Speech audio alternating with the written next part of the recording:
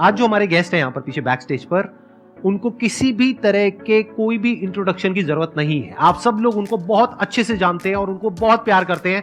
Please give an energetic and warm welcome to the one and only doctor Vikas Divya Kirti sir.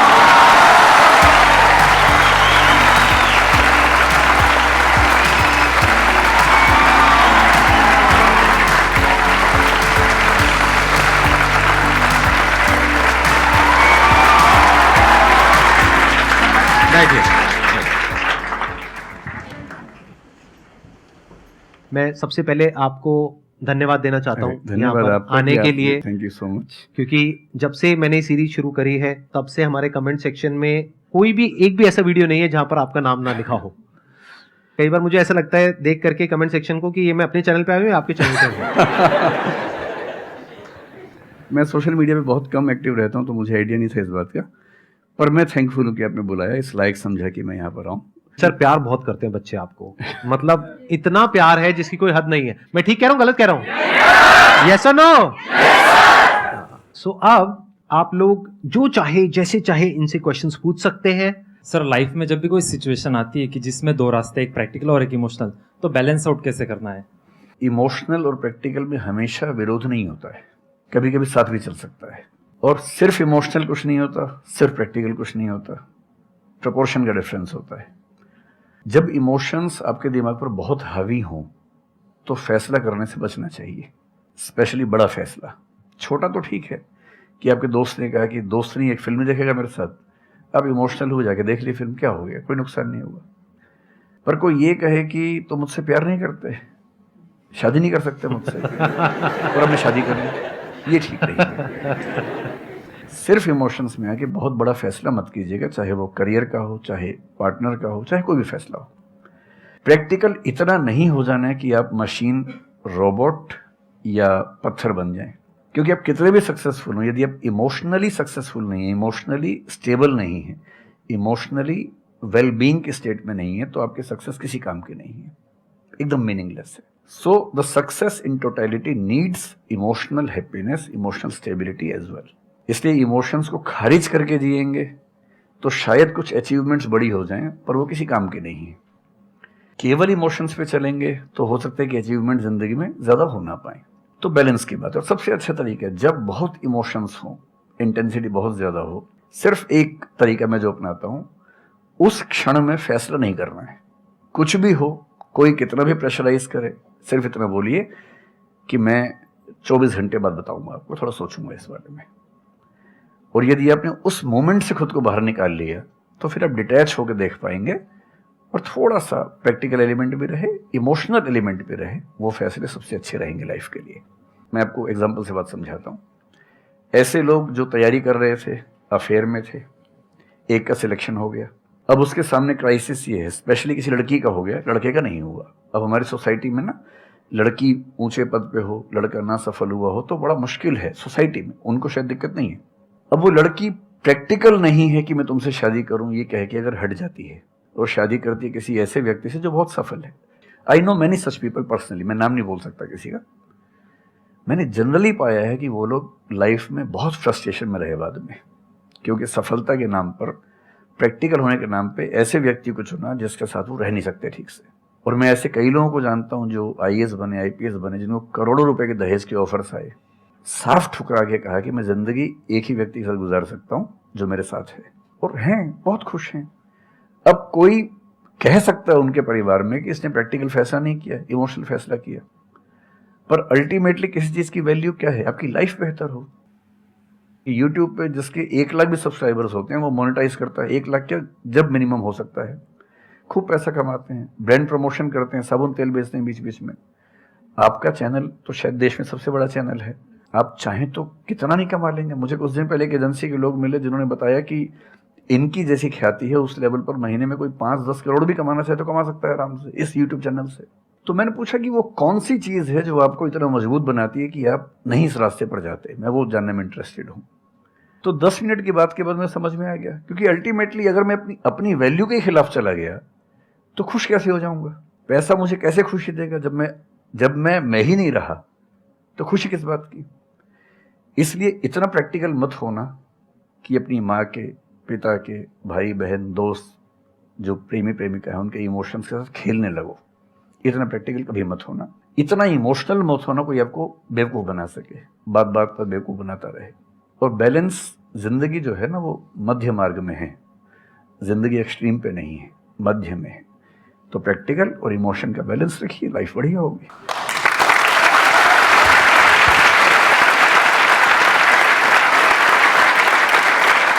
आपने sir इतने अच्छे से explain किया, मेरे पास में कुछ है ही नहीं बोलने के लिए। यूजुअली मेरे पास में कुछ होता है ऐड करने के लिए, लेकिन आपने पूरा ही उसका ऐसा निचोड़ निकाल दिया। आपने YouTube पे इतना बोला कि सच में नहीं बचा होगा आपके पास। 6-7 साल पहले की बात है, मेरी एक स्टूडेंट थी जो सुसाइडल टेंडेंसी की शिकार थी उस समय। उसके घर में कुछ ऐसी ट्रेजेडी, उसकी मदर की डेथ हुई थी, और एक ऐसी ट्रेजेडी जो बहुत ही रेयर किस्म की ट्रेजेडी है, जो शेयर करना ठीक नहीं है यहाँ। तो वो मेरे पास आई और मुझे लगा कि आज मैं पहली बार किसी ऐसे व्यक्ति से बात करूं जो डिप्रेशन में है और सुसाइड कर सकता है अगले 1-2 दिन के अंदर अंदर। अब मैं परेशान था कि मैं कैसे मैनेज करूं, और मुझे मोटिवेशन की ऐसी जानकारी उस समय तो बिल्कुल नहीं थी, बाद में थोड़ा बहुत पढ़ा। तो मैंने उससे कहा कि अच्छा तुम घर जाओ, मैं कुछ देखता हूँ। फिर मैं घर गया, नेट पे सर्च करना शुरू किया। करते करते मुझे आपका एक वीडियो मिल गया, अनस्टॉपेबल, शायद कुछ आपने एक वो बनाया था उस समय। तो मैंने वो थोड़ा सा देखा, 10 मिनट का। मुझे लगा कि ये जो है ना, ये इंजेक्शन है किसी मतलब डिप्रेस्ड व्यक्ति को तुरंत मोटिवेट करने के लिए। तो मुझे ध्यान है कि मैंने उसको वीडियो का लिंक भेजा। मैंने कहा देखो, जिंदगी अपने रास्ते पे चलेगी, ठीक हो जाएगी। जब जब मूड ऐसा हो, बहुत डिप्रेसिंग हो, सुसाइडल मन करे, उस समय वीडियो देखना ध्यान से, और कम से कम उस बुरे फेज से बाहर निकल जाओगी। और फिर मैंने वो वीडियो अपने फैमिली में भी 2-3 बच्चों को भेजा, जो बच्चे उस क्राइसिस में होते थे। तो मैं बहुत थैंकफुल हूँ उन सब बच्चों की जान बचाने में क्या आपकी बात कर बड़ी भूमिका है। Thank you so much sir, it means a lot to me. ये तो आपने बहुत बड़ी बात कह दी सर, मेरे लिए बहुत बड़ी बात है ये। नहीं, कई बच्चों की जान बचाई होगी आपने जरूर। जो वो एक मोमेंट होता है, उस मोमेंट में कोई बचा ले तो लोग बच जाते हैं, वो मोमेंट क्रॉस हो जाए तो फिर चीजें बिगड़ जाती हैं। हेलो सर, नमस्ते। नमस्ते सर, बोथ ऑफ यू, मैं हमेशा से आप दोनों की बहुत फ़ैन रही हूँ। मुझे बस ऐसा लग रहा है कि मैं सपना देख रही हूँ, मेरे लिए रियलिटी नहीं है। मुझे बस आपसे ये जानना, मैं हर मतलब एवरी डे 8 से 10 आवर में पढ़ाई करती हूँ, बट मुझे कभी कभी बहुत डीमोटिवेशन आ जाता है कि होगा नहीं होगा, क्या होगा पता नहीं। देखिए, डीमोटिवेशन अगर आपको दिन भर में 1 घंटे आता है। नहीं सर, ऑलमोस्ट टाइम पढ़ाई करने के बाद 2-3-4 दिन के बाद ही होता है, कंटिन्यूअसली नहीं होता। अगर महीने में 4-5 बार आता है और एक दिन के लिए आता है, तो इसका मतलब आप एकदम ठीक हैं। अगर कोई व्यक्ति आपको ये कहे कि मुझे डीमोटिवेशन कभी नहीं होता, तो उसको इलाज की जरूरत है।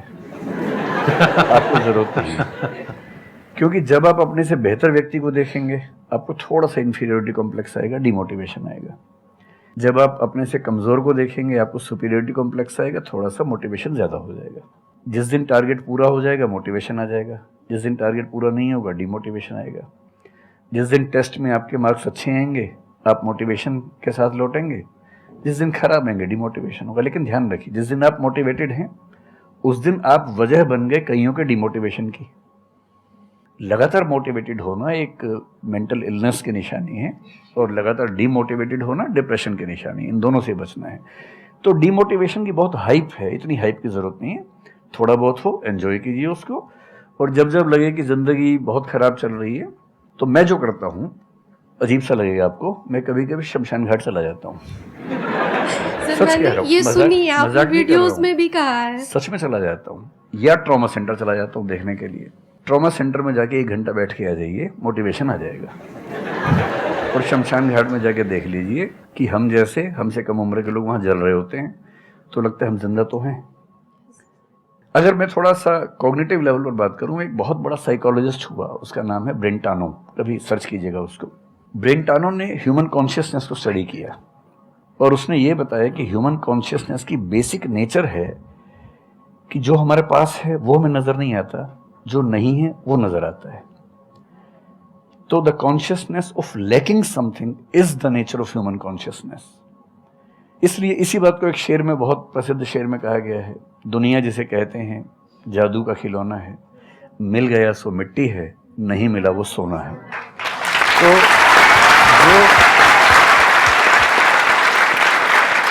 तो जो आपको नहीं मिलेगा ना, हमेशा बड़ा होकर दिखेगा, जो मिलेगा छोटा हो जाएगा। तो ईमानदारी इसमें है कि जब जब डिमोटिवेशन और डिप्रेशन हो, एक कागज लेके बैठ जाइए और एक तरफ लिखिए मेरी ज़िंदगी में ऐसा क्या क्या है जो दूसरों के पास नहीं है। पेज भर जाएगा पूरा। तो जो है उस पर ध्यान दीजिए और एंजॉय कीजिए। मेरा क्वेश्चन है कि आजकल बहुत लोग बोलते हैं कि एजुकेशन सिस्टम हमारा पुराना हो गया है और बहुत लोग बोलते हैं कि इसे चेंज करना चाहिए और ये सारी चीज़ें बहुत पुरानी हो रही है जो हम अभी करंटली पढ़ रहे हैं। तो इस पे आपका ओपिनियन क्या है? एजुकेशन सिस्टम में तो बहुत मेजर चेंजेस की ज़रूरत है और ये बात भारत सरकार ने एक्सेप्ट भी की है, नई पॉलिसी भी लेके आए हैं। मतलब मुझे लगता है कि कई लेवल्स पे देखना है। सबसे पहले तो ये डिफाइन करना ज़रूरी है कि एजुकेशन का पर्पज़ है क्या। क्या पर्पज़ केवल नौकरी लेना है, एक जॉब मिल जाए, वही पर्पज़ है? मैं उससे एग्री नहीं करता हूँ। मेरी राय में एजुकेशन का बेसिक पर्पज़ है कि एक होमो सेपियंस एक इंसान बन जाए, सोचना आ जाए, उसको समझना आ जाए। कोई राजनेता या धर्मगुरु उसको गधा ना बना सके, बेवकूफ़ ना बना सके। उसे इतनी समझ हो कि वो चीज़ों को फैक्चुअली ऑब्जेक्टिवली समझ सके, तर्क कर सके, बहस कर सके और अगर तर्क और बहस में सामने के तर्क ठीक हैं तो उनको एक्सेप्ट भी कर सके, इतना विनम्र भी रहे। बेसिकली पर्सनैलिटी ग्रूमिंग का प्रोसेस एजुकेशन है, वो केवल नौकरी का मामला नहीं है। पहली गलती तब होती है जब हम उसको केवल नौकरी का मामला मान लेते हैं। मतलब नौकरी ज़रूरी है, ऐसा नहीं कि ज़रूरी नहीं है, लेकिन वो सिर्फ वो उसका पर्पज़ नहीं होना चाहिए। सेकेंडली कई ऐसी चीज़ें, जैसे अगर बहुत विस्तार में तो मेरी जा सकते हैं, जैसे एक बहुत छोटी बात है सेक्स एजुकेशन हमारी सोसाइटी में। ये इतनी ज़रूरी चीज़ है। स्कूल में जो एडोलेसेंस की एज के लोग हैं, 12, 13, 14 की एज के लोग हैं, उनको वो सब चीज़ें बताएं ताकि गलत सोर्सेज से इंफॉर्मेशन ना मिले, कोई गलती ना कर बैठें। हेल्थ एजुकेशन के रूप में हो, उनको सारी चीज़ें पता हों, ठीक हाथों से पता हो, ठीक तरीके से पता हो। फिर मेरा ख्याल है कि जैसे IITs में अब तो होने लगा है, पहले क्या था कि हम टेक्नोलॉजी सेंट्रिक एजुकेशन पर ज़्यादा फोकस करते थे कि आपने मशीन को समझ लिया, तकनीक को समझ लिया, हो गया, इंसान को नहीं समझा। टेक्नोलॉजी पढ़ने वाले लोग समाज और इंसान से एकदम कटे हुए थे।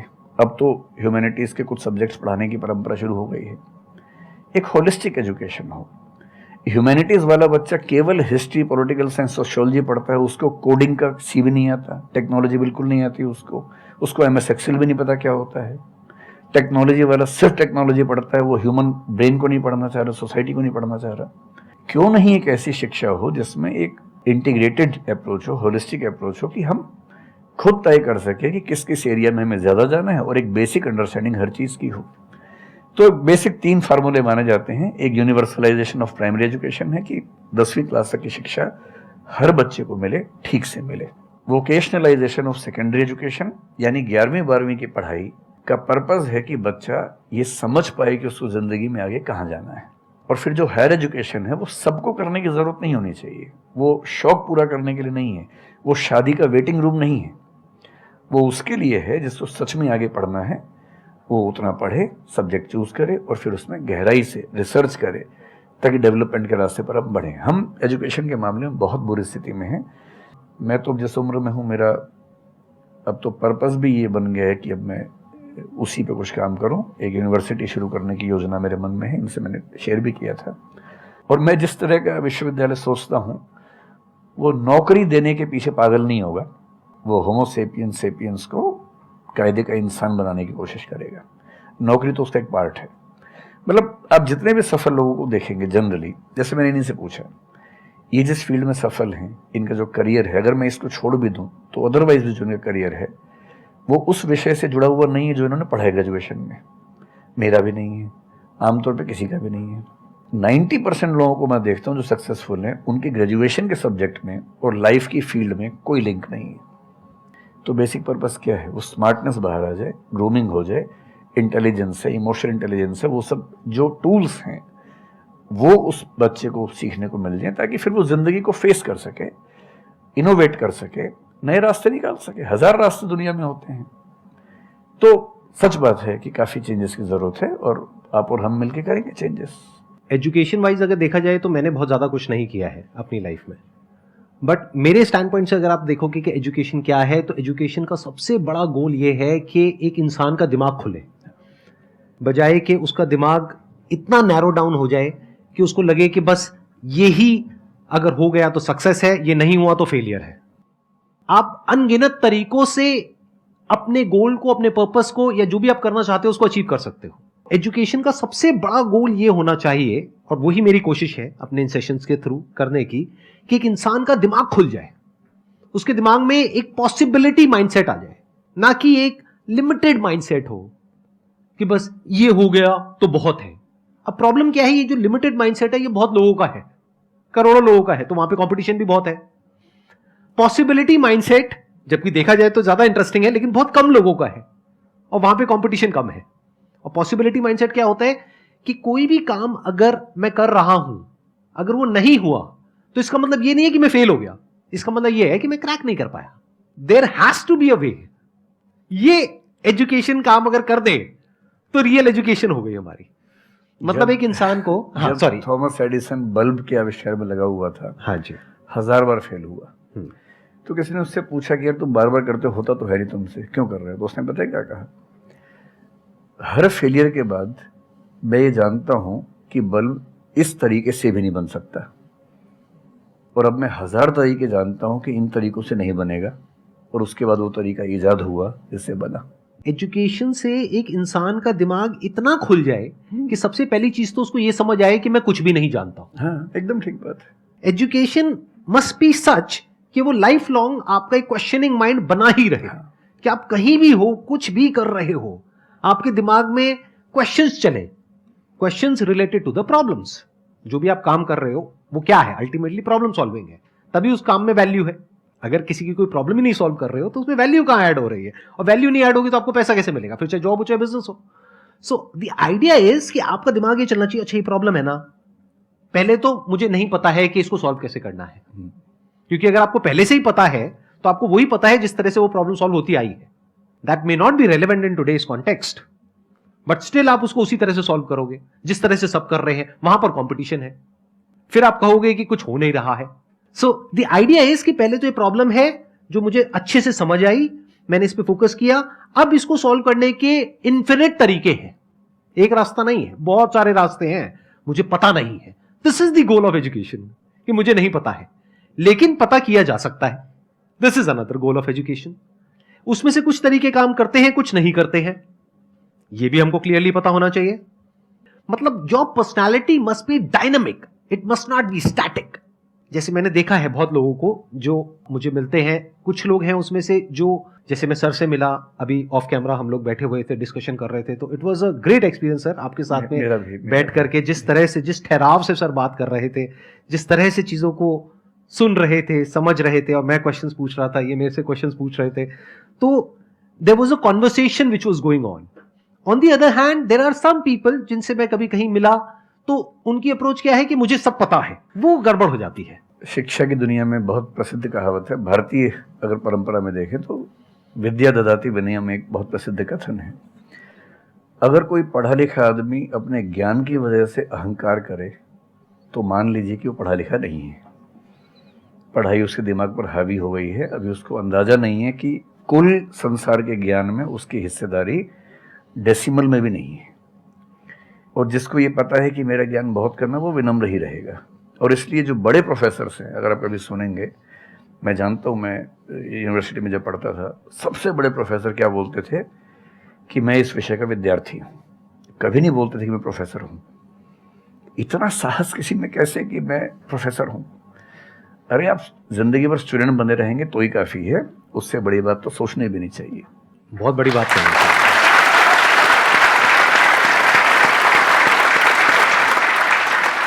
मतलब कि एजुकेशन का गोल आपको प्रोफेसर बनाना नहीं है, आपको स्टूडेंट बनाना है।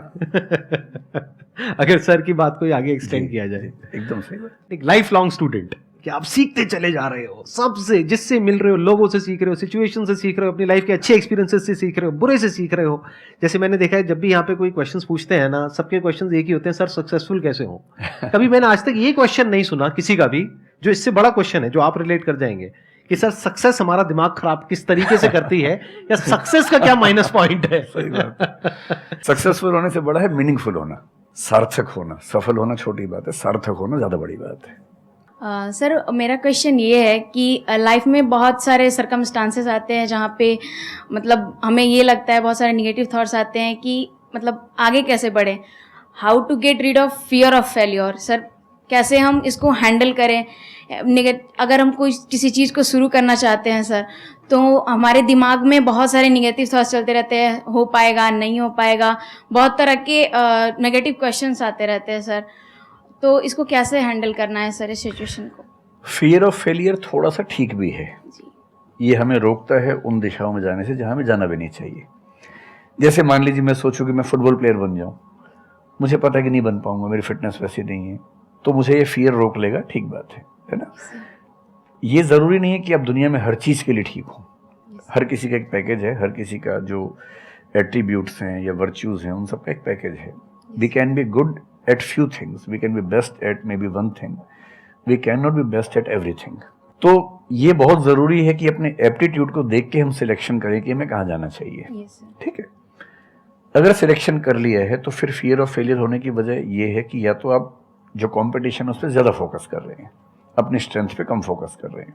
मेरे ख्याल से स्ट्रेंथ पे फोकस करना, कुछ अच्छे लोगों की कंपनी में रहना जो थोड़ा सा मोटिवेट करते हों, अच्छे दोस्त हों, लगातार मनहूस टाइप की बात ना करते हों, ऐसे लोगों के साथ रहना, कुछ रिक्रिएशनल एक्टिविटीज़ उससे बाहर निकल के थोड़ा खेलना कूदना, मतलब फिजिकली फिट रहना, वो सब रहेगा तो हार्मोन्स जो हमारे दिमाग में आते हैं उससे, फिजिकल एक्टिविटी से, जो एंडोर्फिन्स वगैरह हैं, हैप्पी हार्मोन्स है, डोपामाइन वगैरह है, वो रिलीज होते रहें तो हम वैसे भी बहुत फियर से बचे रहते हैं। और अंत में मेरा तरीका ये है कि अगर मैं कुछ नहीं करूँगा तो फेल होना तय है, करूँगा तो चांस है कि फेल होऊंगा या पास हो जाऊँगा, तो नहीं करने में तो तय है कि फेल हो गया, तो क्यों ना एक बार चांस ले लेते हैं।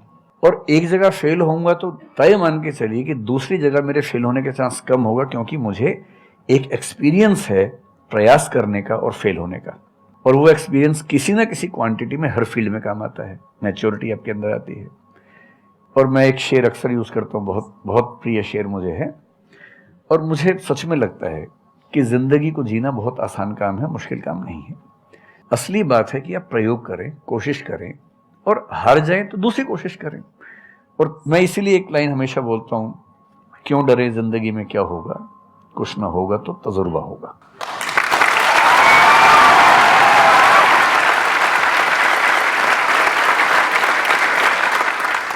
मुझे भी सर के जैसे मोटिवेशनल स्पीकर बनना है सर, पर मैं ये सोचती हूँ कि अगर मैं वीडियो बनाऊँगी, कंटेंट बनाऊँगी, तो संदीप सर को छोड़ के या फिर बहुत बड़े बड़े मोटिवेशनल स्पीकर्स हैं उनको छोड़ के मुझे देखेगा कौन। मतलब ये मेरे अंदर थॉट्स आते हैं कि अभी मेरा मतलब मैं 19 ईयर की हूँ, तो मैं जब वीडियो कंटेंट बनाऊँगी तो मुझे ऐसा मतलब मेरे अंदर ये थॉट है कि मैं कोई बड़ा आदमी नहीं हूँ या फिर कुछ बड़ा नहीं हूँ, तो मैं ये वीडियो कैसे डाल सकती हूँ, लोग क्या सोचेंगे कि मतलब तू ये तो खुद कुछ नहीं है और लोगों को मोटिवेट कर रहा है, ऐसा मेरे अंदर थॉट आता है। पहले या तो कुछ कर लीजिए जिंदगी में, उसके बाद मोटिवेट कर लीजिए, और नहीं तो मोटिवेशन एक पूरी साइंस है, साइकोलॉजी से जुड़ी साइंस है, उसको ठीक से पढ़ के रिसर्च करके उससे बात कीजिए। शुरू में तो जब इन्होंने भी शुरू किया होगा, कहाँ शुरू में लोग जानते होंगे, बड़ी लंबी स्ट्रगल होती है, किसी भी फील्ड में इतनी लंबी स्ट्रगल है। देखिए जो आदमी सफल है ना, आप ये जो हमारा वर्तमान है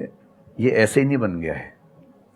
हर सफल आदमी का एक बहुत लंबा अतीत होता है जिस पर नज़र किसी की नहीं होती है।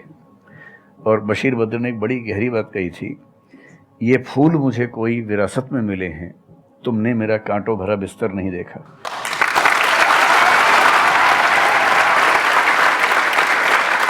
कितने साल तक ये लहूलुहान हुए होंगे, रोज छिला होगा शरीर, तब जाके लोगों ने पहचानना शुरू किया होगा। लगातार काम करने से, जिसको कंसिस्टेंसी कहते हैं, परसिवरेंस कहते हैं, बात बनती है, आपकी भी बनेगी। मैं तो कई ऐसे लोगों को जानता हूँ जिन्होंने एकदम स्क्रैच से शुरू किया और उसके बाद वो टॉप पे पहुंचे। आपने अपने क्वेश्चन में दो बातें टच करी, एक कि आपको मोटिवेशनल स्पीकर बनना है, एक है कि फियर ऑफ फेलियर है। एक तो ये फियर ऑफ फेलियर को हटाइए, अगर आपको मोटिवेशनल स्पीकर बनना है तो अपने माइंडसेट को रखिए एक्सपेरिमेंटल माइंडसेट। आप ये समझिए life is like an experiment. एक साइंटिस्ट का माइंड कैसा होता है, वो ये थोड़ी ना सोचता है कि मैंने ये एक्सपेरिमेंट किया, ये फेल हो गया तो क्या होगा। उसको पता है failure is a part of success. जब तक 20-30 बार, 50 बार, 100 बार कोई एक्सपेरिमेंट फेल नहीं हुआ, इसका मतलब वो कुछ नया ट्राई नहीं कर रहा, इसका मतलब वो तो रिपीट कर रहा है। जैसे स्कूल में बच्चे करते हैं लेबोरेटरी में कि बुक में देखा बस उसको कॉपी किया, तो दोनों में फर्क हो गया ना। एक है कुछ नया डिस्कवर करना, कुछ नया क्रिएट करना, एक है जो क्रिएट हो चुका है उसको रिपीट करना। तो you are talking about becoming a motivational speaker. तो अगर आप मेरे जैसे बनेंगे तो कोई क्यों देखेगा आपको? आपको तो अपने जैसा बनना पड़ेगा ना। तो अब उसमें क्या करना पड़ेगा? अब आपको क्या पता कि आपके अंदर ऐसा क्या है जिसको लोग देखना चाहें? उसके लिए तो एक्सपेरिमेंट करना पड़ेगा, ट्राई करना पड़ेगा। एक तरह से आप वीडियो बना के डालोगे, कोई नहीं देखेगा। दूसरी तरह से बना के डालोगे, कोई नहीं देखेगा। फिर तीसरी तरह से, फिर चौथी तरह से। हो सकता है 6 महीने बाद, 1 साल बाद, 2 साल बाद जा करके कहीं थोड़ा सा कुछ ऐसा क्लिक हो जाए जो हो सकता है आपको लग रहा था कि शायद ये नहीं होगा और वो क्लिक हो जाए। बट ये सब होता उसी के साथ में जो कुछ कर रहा होता है, जो कुछ ट्राई करता है। जैसे ट्राई करोगे तो हो सकता है हो जाए, नहीं करोगे तो पक्का है नहीं होगा, जैसा भी सर ने थोड़ी देर पहले कहा था।